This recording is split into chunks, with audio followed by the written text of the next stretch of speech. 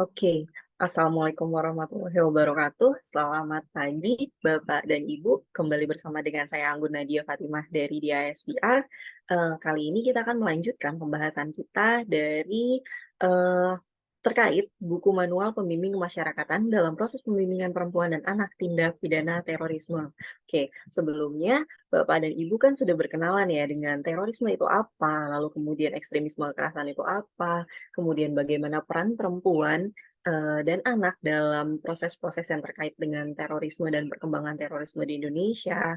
Eh, kita juga sudah banyak mengenal terkait data-data pendukung apa sih sebenarnya yang bisa dioptimalkan untuk eh, merangkum catatan-catatan penting terkait klien yang kita hadapi. Oke, kali ini ya, kita akan melanjutkan ke bagian keempat atau bab 4 dari buku tersebut terkait konsep dan praktik rehabilitasi dan reintegrasi. Jadi, untuk mempermudah mungkin saya coba kasih gambarannya ya. Di sini ada terorisme sebagai sebuah fenomena, ada perempuan dan anak yang terlibat dalam terorisme, ada data-data pendukung yang bisa digunakan untuk menggali sebenarnya kira-kira apa sih yang dibutuhkan dari klien tersebut. Nah, kita baru nih masuk ke bagian rehabilitasi dan reintegrasi. Sekarang ada klien, pastinya dia butuh diintervensi, sehingga dia kemudian bisa kembali ke masyarakat dan seterusnya dan seterusnya, dan kembali optimal. Nah, bagian itulah yang akan kita kupas di bagian rehabilitasi dan reintegrasi. Beserta nanti pada bab-bab berikutnya, bapak-bapak dan ibu-ibu akan mendapatkan lebih banyak paparan terkait praktek yang disarankan. Seperti itu. Kita masuk ke konsep dulu ya, Bapak dan Ibu. Oke, sebelum kita masuk ke konsep, mohon maaf, kita perlu memahami sebenarnya apa sih yang dituju dari keberadaan bab ini. Yang pertama adalah pemahaman konsep dan praktik rehabilitasi dan integrasi. Tentu konsepnya dulu. Jadi kita bisa familiar sama istilah-istilah yang digunakan, lalu kemudian kita lihat bagaimana sih sebenarnya praktek-praktek rehabilitasi dan reintegrasi di beberapa negara dan atau di beberapa organisasi yang ada di Indonesia. Gitu. Oke, nah kita mulai dari apa sih sebenarnya rehabilitasi dan reintegrasi itu. Nah, eh, banyak hal yang kita bayangkan ketika kita mendengar istilah rehabilitasi dan reintegrasi kan. Eh, karena ini bukan istilah yang baru, ini adalah istilah yang banyak digunakan di berbagai bidang keilmuan. Di kesehatan ada rehab untuk orang, misalnya untuk pasien terapi seperti itu. Ada rehab untuk mereka yang mengalami eh, butuh intervensi kesehatan lebih lanjut. Ada juga rehab untuk klien-klien pengguna narkotika seperti itu.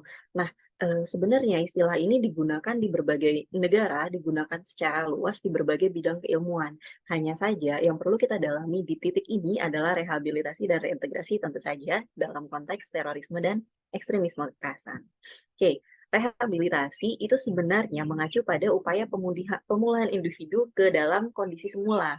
Nah, kondisi semula itu bisa bermacam-macam. Kalau dalam kaitannya dengan eh, terorisme dan ekstremisme kekerasan, kondisi yang dimaksud itu adalah kondisi keyakinan arus utama, menjadi kembali harmonis dengan pemikiran masyarakat pada umumnya, seperti itu. Yang awalnya pemikiran individu itu berorientasi kekerasan dan merugikan sesama menuju pola pikir yang selaras dan harmonis dengan mayoritas masyarakat. Seperti yang bisa Bapak dan Ibu lihat di bagian kanan dari presentasi ini, di situ ada gambar orang dengan awan hitam di atas kepalanya, lalu kemudian eh, menjadi yang tadinya duduk, akhirnya bisa kembali berdiri, dan akhirnya bisa berjalan, dan awan hitamnya menghilang. Menjadi mendung, ada mataharinya sedikit, lama-lama jadi penuh dengan matahari. Hari-hari kembali indah. Nah, kurang lebih seperti itu gambarannya Bapak dan Ibu. Dalam rehabilitasi ini yang kita tuju adalah kembali pulih sehingga bisa beraktivitas dengan normal di dalam lingkup masyarakat yang luas gitu. Nah, reintegrasi, kaitan lanjutan dari rehabilitasi tentu saja adalah reintegrasi. Kalau tadi rehabilitasi, mohon maaf, itu mengacu pada pemulihan ke kondisi semula. Kalau reintegrasi itu sasaran utamanya adalah penggabungan kembali individu ke dalam masyarakatnya.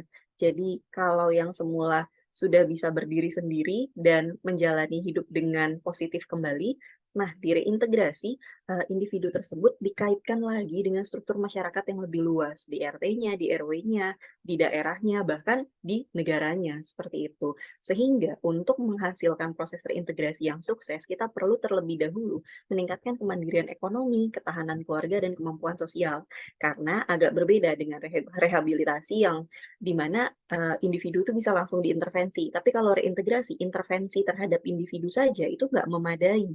Kita juga perlu menyiapkan masyarakatnya, sehingga ketika individu yang, tersebut kembali ke masyarakat, stigma-stigma negatif tentang, "Oh dia kan dulunya, mantan anggota jaringan anu, oh dia kan dulunya pelaku tindakan itu," gitu. Nah, yang seperti itu bisa diminimalisasi sehingga harmonisasi kehidupan itu jadi lebih mudah untuk diwujudkan. Dan itu nggak akan mungkin ditopang tanpa kemandirian ekonomi, tanpa keluarga yang juga suportif terhadap individu yang, individu klien tersebut, seperti itu. Nah, kita lanjut ya Bapak dan Ibu. Nah, melalui program RNR diharapkan harmonisasi kehidupan individu dengan keluarga, masyarakat, dan lingkungan bisa dicapai. Nah, kita beralih ke tujuan dari program. Ketika kita membentuk sebuah program, pasti ada tujuan atau ideal yang ingin kita, capai di sana. Nah, kalau untuk program RNR sendiri, sebenarnya secara umum dia punya 2 tujuan besar ya, berdasarkan, literatur. Yang pertama tuh adalah deradikalisasi dan yang kedua nanti ada disengagement. Deradikalisasi itu fokusnya untuk menghilangkan, mengurangi, atau membalikkan pemahaman individu, pemahaman radikal, individu tersebut sehingga dia jadi bisa menerima bahwa selama ini jalan kekerasan yang dia tempuh itu tuh bukan jalan yang benar, gitu. Nah, tujuan yang kedua itu adalah disengagement. Kalau tadi deradikalisasi fokusnya adalah, eee, ibarat, kata yang mudah adalah cuci otak, seperti gambar yang di, sebelah kanan ini, otaknya dimandikan, dibuat jadi bersih kembali. Nah, kalau tujuan dari disengagement itu adalah membuat individu tersebut putus kontak. Nah, yang ditandai dengan meninggalkan norma, nilai, perilaku, dan, aspirasi sosial yang terkait dengan dukungan atas perilaku kekerasan, ketika individu tersebut menjadi bagian dari kelompok terorisme. Nah, putus kontak yang dimaksud berarti terhadap 2 hal, Bapak dan Ibu. Yang pertama terhadap kelompoknya, yang kedua, terhadap, eee, pola hidup. Pola hidup yang mencakup norma, nilai, dan perilaku, tindak kekerasan itu, seperti itu. Nah, jadi kalau dirangkum kembali, tujuan program RNR itu tadi ada 2 ya Bapak dan Ibu. Yang pertama adalah deradikalisasi untuk menghilangkan pikiran radikal di kepalanya, dan yang kedua adalah disengagement untuk memutuskan kontak orang tersebut dari, kelompok dan dari ideologinya, seperti itu. Nah, kalau mau dijabarkan mungkin kita bisa lihat di bagian ini ya, eee sebenarnya deradikalisasi dan disengagement itu satu laras, hanya saja mereka punya beberapa perbedaan. Yang pertama, deradikalisasi itu konsentrasinya ada di taraf kognitif, jadi perubahan ideologi. Memang dia lebih sulit diukur, tapi manakala perubahan ideologi ini terjadi, disengagement jauh lebih mudah muncul, gitu. Karena deradikalisasi ada di tahap ideologi, sementara disengagement itu bisa diamati pada taraf perilaku. Nah, deradikalisasi fokusnya adalah mengubah kepercayaan individu, belief system-nya, sementara, disengagement jadi penting gitu, perubahan di tahap deradikalisasi terwujud, disengagement itu, akan ikut gitu. Kenapa? Karena perubahan perilaku itu akan jauh lebih mudah terjadi manakala keyakinannya juga berubah. Nah, kalau deradikalisasi, levelnya ada di keyakinan sehingga dia tidak bisa dilakukan dengan, paksaan, sementara kalau disengagement yang tadi konsentrasinya adalah putus kontak, tentu bisa dilakukan dengan paksaan. Misalnya, kelompok radikal, dia adalah individu X adalah bagian dari kelompok radikal A, seperti itu. Lalu kemudian, oknum keamanan, aparat keamanan menangkap si, individu X ini gitu, ditangkap dan kemudian dilokalisasi di dalam lembaga pemasyarakatan. Dengan, sendirinya kontak yang tadinya intens dengan kelompok, otomatis, menjadi lebih sulit kan, menjadi lebih renggang manakala orang tersebut sudah ditangkap, seperti itu. Nah, itu maksudnya paksaan dari luar. Lalu kemudian, eee, jika ideologi berubah, perilaku kemungkinan besar berubah. Tapi, kalau ideologinya tidak berubah, perilaku bisa saja nampak diubah seperti itu. Tapi sebenarnya orang tersebut masih yakin bahwa jalan kekerasan yang dia tempuh dan ideologi yang dia anut selama ini, adalah ideologi yang benar. Itu kenapa kita memang, jauh lebih mudah bisa mengukur disengagement ketimbang deradikalisasi. Tapi, deradikalisasi sekali lagi bukanlah proses yang sama sekali nggak mungkin untuk dicapai. Kita tetap perlu berjalan ke arah sana dan tetap punya, keyakinan bahwa, ini mungkin kita capai dengan satu atau lain cara yang pastinya butuh waktu lebih panjang, seperti itu. Nah, eee, ini highlight-nya, deradikalisasi, fokusnya pada pemulihan pola pikir, kalau disengagement pada pemutusan keterlibatan. Lalu, hal lain yang nggak boleh kita lupakan adalah, tetap ada loh kemungkinan orang yang sudah sudah mengikuti program reintegrasi, tapi kemudian kembali menjadi penjahat kambuhan atau melakukan tindak, eee residivisme seperti itu. Nah, karena itu keberhasilan proses rehabilitasi dan reintegrasi itu memainkan peranan vital dalam pencegahan residivisme ini, gitu. Nah, satu hal yang perlu kita pahami ketika membahas konsep rehabilitasi dan reintegrasi, beda negara maupun beda instansi, istilah yang digunakan itu bisa saja, berbeda, seperti itu. Jadi mohon jangan bingung gitu, jangan keder gitu kalau misalnya di sebelah sana ngomongnya apa, di sebelah sini ngomongnya apa. Di Indonesia sendiri, program RNR ini dipahami sebagai bagian dari upaya deradikalisasi sesuai Amanat UU Nomor 5 Tahun 2018. Nah, ini ya, eee, menurut UU tersebut ada 4 tahap deradikalisasi. Yang pertama identifikasi dan penilaian untuk melihat sejauh mana sih individu terkait, sudah terpapar atau berperan dalam, tindak terorisme. Lalu kemudian rehabilitasi, upaya penyembuhan dan pemulihan, reedukasi, pembinaan, dan kemudian yang terakhir adalah reintegrasi sosial. Namun sesuai dengan tupoksi Bapak dan Ibu, pembahasan terkait, program RNR pada buku ini akan lebih fokus pada rehabilitasi dan reintegrasi sosial. Nah, eee, selanjutnya setelah kita membahas, tentang konsep-konsep yang sebenarnya intinya cuman definisi, lalu kemudian tujuan dan juga, landasan dari kegiatan RNR di Indonesia, kita beralih nih Bapak dan Ibu untuk melihat, eee, melihat mengintip sedikit mungkin ya, bahasa yang tepat gitu. Bagaimana sih sebenarnya rehabilitasi dan reintegrasi ini dilakukan oleh institusi yang berbeda atau dilakukan di negara yang berbeda gitu. Sehingga dalam bagian ini kami menyajikan beberapa praktik baik dari mancanegara dan juga beberapa praktik baik dari, Indonesia. Nah, kita masuk, di tataran global, kita ambil sekitar 5 negara, iya, perlu saya beri catatan sedikit bahwa pada dasarnya satu negara atau bahkan satu instansi saja, satu organisasi seperti itu bisa punya kombinasi praktek RNR yang banyak sekali, seperti itu.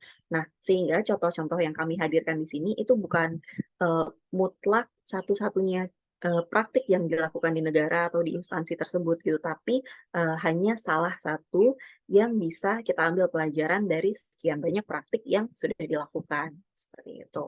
Nah, penjelasan lebih lanjut kita masuk slide berikutnya.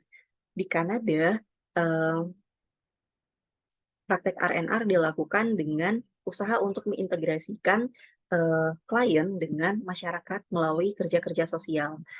Klien-klien yang ada juga dipisahkan tempat tinggalnya, atau dilokalisasi, sel-selnya dan dibedakan dengan, narapidana atau tahanan-tahanan dari kasus-kasus yang lain gitu, supaya tidak menyebar ya, seperti itu. Lalu kemudian, bagian yang mungkin bisa kita ambil catatan lebih baik, dengan lebih tajam, adalah sebenarnya teknik komunikasi konstruktif yang ditawarkan, di Kanada ini gitu.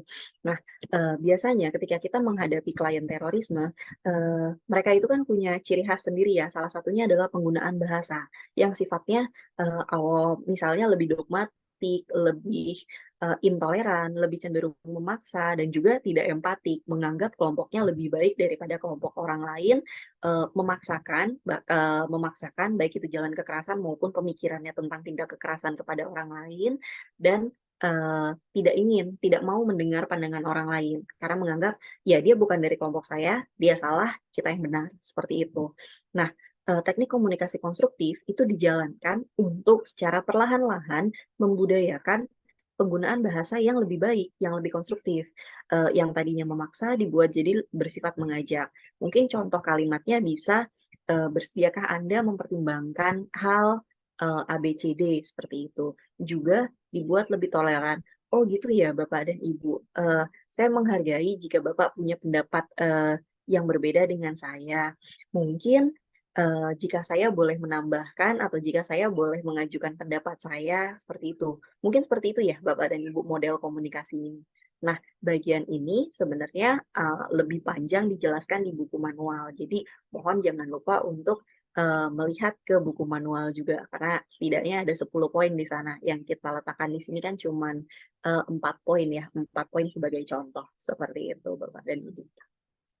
Oke, itu untuk Kanada. Kemudian kita masuk ke Arab Saudi. Kalau di Arab Saudi, pendekatan terhadap program RNR itu didukung penuh oleh negara dan negara itu, punya prevention, rehabilitation, dan aftercare approach-nya sendiri, seperti itu. Prevention dilakukan, untuk mencegah, terjadinya, terorisme dengan cara menyediakan fasilitas informasi publik dan juga sarana sosial dan atletik untuk para pemuda, yang tadinya energinya dibuang untuk kalau di Indonesia mungkin untuk nongkrong, untuk melakukan, hal-hal yang, berbahaya seperti itu, energinya dialihkan seperti itu, untuk menggunakan sarana sosial, sarana atletik yang ada, seperti itu. Sehingga kegiatan yang dihasilkan juga lebih positif. Lalu kemudian yang kedua ada rehabilitation. Nah, di sini ketika kliennya sudah ada nih, ternyata, pelaku-pelaku tindakan terorisme ini sebelum dilibatkan dalam sebuah proses intervensi, mereka digali dulu seperti itu dan juga dilakukan riset yang lebih luas untuk melihat sebenarnya kebutuhan dari, napiter tersebut apa, seperti itu. Sehingga dukungan rehabilitasi yang dilakukan itu akan lebih efektif, lebih mampu mempercepat proses reintegrasi dan, membangun keterlibatan masyarakat yang sangat-sangat vital dalam proses reintegrasi. Nah, aftercare approach itu sebenarnya bagian dari reintegrasi ya gitu. Jadi, untuk melanggengkan kembalinya individu tersebut ke masyarakat, alias harmonisasi individu dengan masyarakat, program-program sosial itu diberikan, seperti misalnya penempatan kerja, pemberian uang saku, dukungan fasilitas, bahkan pembiayaan pernikahan dan juga donasi mahar, serta bantuan perlengkapan rumah. Semua itu dilaksanakan pemerintah untuk memastikan bahwa individu tersebut, dalam tanda petik, nggak ditinggal gitu. Setelah diminta keluar dari organisasinya, Eee, individu tersebut tidak diisolasi, tapi sepenuhnya difasilitasi, seperti itu. Nah, atau sebagian besar difasilitasi, gitu. Nah, praktek di wilayah utara Afrika ini terdiri dari beberapa negara yang ada di, utara Afrika, itu punya model, ada 4 tahap. Yang pertama itu engage atau, melakukan pelibatan rekan potensial non-pemerintah, seperti tokoh agama, tokoh masyarakat, lalu kemudian, institusi, lokal, NGO, dan seterusnya. Lalu setelah rekan-rekan potensial ini dikumpulkan, masuk ke bagian kedua di sebelah kanan ada educate atau peningkatan keterampilan aktor melalui pendidikan. Aktor-aktor ini kan punya background yang berbeda ya Bapak dan Ibu, sehingga, perlu disamakan dulu suhunya, disamakan dulu persepsinya, disamakan dulu arah geraknya sebenarnya apa sih tujuan dari program ini. Lalu kemudian ditingkatkan keterampilannya, misalnya keterampilan untuk konseling, keterampilan untuk, mentoring, keterampilan untuk menjalankan program, dan seterusnya. Nah, setelah, aktor-aktor ini siap, kemudian ditautkan dengan individu tersebut gitu, penautan antara individu dengan institusi penyedia layanan, baik yang diampu atau digawangi oleh aktor yang tadi sudah ditingkatkan keterampilannya ataupun membangun hubungan yang baru, seperti itu. Intinya, individu tersebut, bisa mengakses layanan yang dia butuhkan dan dukungan yang dia perlukan. Baru kemudian yang terakhir adalah intervensi dalam bentuk, aktivasi komunitas untuk meminimalisasi penolakan di tahap reintegrasi atau yang disebut juga dengan intervene gitu. Jadi 4 ya Bapak dan Ibu, engage, educate, connect, dan intervene, seperti itu. Nah, kalau di Kazakhstan, fokus negaranya itu adalah membangun pusat-pusat rehabilitasi dan reintegrasi. Jadi mereka memang dilokalisasi pada pusat-pusat tertentu, tapi pusat-pusat tersebut adalah pusat di mana kemitraan dibangun antara pemerintah dengan aktor-aktor non-pemerintah. Dan masing-masing pusat rehabilitasi dan reintegrasi itu dilengkapi dengan tenaga-tenaga pendamping, seperti psikolog, petugas pembimbingan, psikiater, tokoh agama, pengacara, perawat, dan juga guru. Sehingga bisa gitu dihuni, cukup layak untuk dihuni dan cukup layak untuk dijadikan base camp persiapan untuk kembali ke masyarakat, seperti itu. Nah, kita lanjut ke Singapura. Di Singapura, konsentrasinya adalah penyediaan sarana konseling keagamaan dan konseling psikologis. Lalu, klien yang ada juga diberikan pelatihan keterampilan dan penempatan kerja. Baru kemudian setelah diintervensi, baik dengan konseling maupun dengan pelatihan, evaluasi dilakukan sehingga perubahan-perubahan positif itu bisa didukung, hal-hal yang kurang efisien bisa dikurangi, dan pada akhirnya berefek pada efektivitas dan efisiensi dari program rehabilitasi dan reintegrasi. Oke, nah program rehabilitasi dan reintegrasi itu nggak cuma dilakukan di luar negeri loh, bahkan di Indonesia juga sudah banyak inisiatif-inisiatif itu. Misalnya dari BNPT, Idensos, Dasper, IEPP, Sentra Handayani, juga di Jenpas RI dan Empatiku. Masih banyak sesungguhnya praktek-praktek baik di luar sana yang belum kita rangkum di sini, tapi dari beberapa contoh yang diberikan di sini, semoga Bapak dan Ibu lebih tergambar gitu lebih bisa dibayangkan kira-kira kalau melakukan intervensi apa ya yang bisa kita lakukan, apa ya yang perlu kita hindari. Oke, kita lanjut. Nah, ini sebagai pemberi payung untuk kegiatan rehabilitasi dan reintegrasi, pada dasarnya BNPT itu punya dua program. Yang pertama itu adalah program yang dilakukan di dalam lapas, yang sasarannya itu adalah anggota inti atau anggota militan, dan tujuannya adalah mengubah ideologi. Dan yang kedua adalah program luar lapas, yang fokusnya itu ada untuk mengukuhkan kemandirian ekonomi dan mendukung resosialisasi dan reintegrasi, seperti itu. Nah, ya, ini ya, tadi Bapak dan Ibu kita bisa lihat di sini banyak yang dilakukan, bentuk-bentuknya bisa macam-macam gitu, bisa pendampingan, bisa pelatihan kerja, dan juga diskusi-diskusi ideologis, seperti itu. Nah, kalau dari Densus 88 itu ada satu divisi yang namanya Idensos, yang berkonsentrasi pada aktivasi atau pemberdayaan komunitas para ex-napiter. Jadi ketika napiter-napiter ini sudah direhabilitasi, kemudian sudah keluar dari lapas atau bapas, pendekatan lunak dilakukan. Ketika mereka kembali ke masyarakat, komunitas-komunitas ini tidak dilepas gitu, tapi dikumpulkan, orang-orang ini dikumpulkan dalam satu komunitas dan kemudian dibina. Salah satu komunitas binaan dari Densus adalah Yayasan Dekat Bintang Langit atau yang kita kenal sebagai Yayasan The Bintal, seperti itu. Nah, di dalamnya pendekatan-pendekatan ekonomi seperti peluang kerja, berbagi peluang kerja, berbagi semangat dan juga dukungan-dukungan psikologis itu masih tetap dilakukan seperti itu.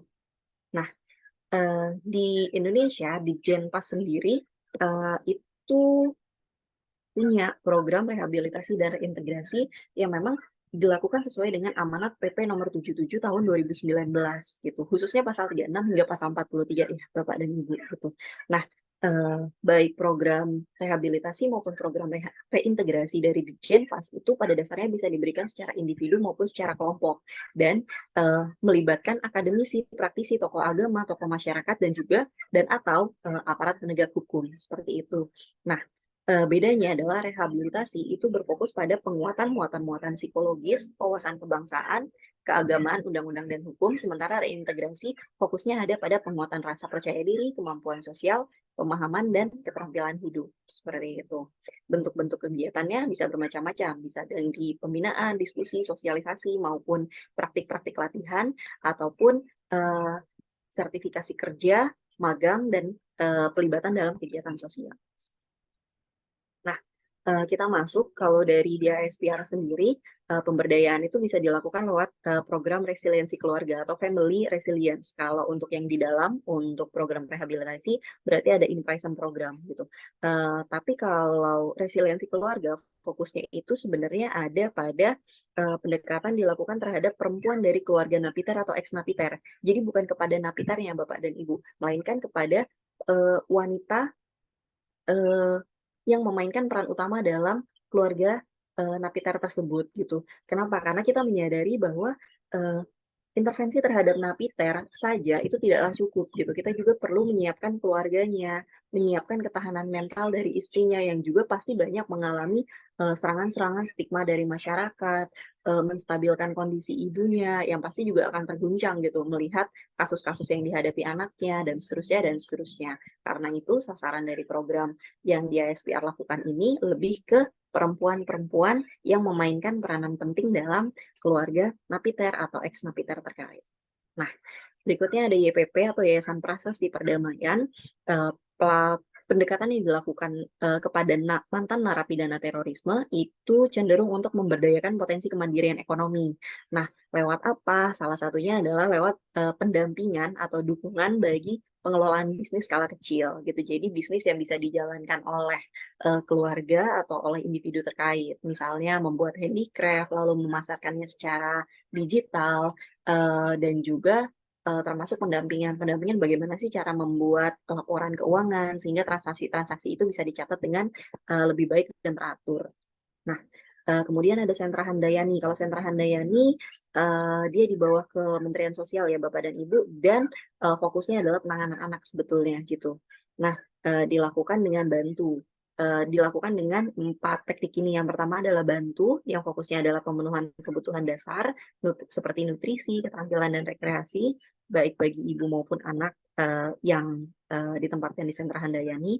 Lalu kemudian terapi, khususnya untuk penanganan masalah psikologis ibu dan anak. Lalu ada pengasuhan sosial di mana orang lain atau keluarga dilibatkan juga untuk memberikan kasih sayang khususnya terhadap anak dan penguatan keluarga. Yang caranya itu antara lain adalah mempertemukan individu anak dengan keluarga terdekat sehingga dia tidak merasa terputus dan tidak merasa terisolasi dari lingkungannya. Nah, eee, kemudian ada Yayasan Empatiku dan WGWC. Nah, program rehabilitasi yang dilakukan di sini itu lebih fokus ke pembimbingan dan berusaha untuk memahami perasaan orang lain, seperti itu. Sehingga dorongan dan motivasi yang diberikan itu lebih empatik gitu, karena individu yang terkait, merasa dipahami terlebih dahulu gitu.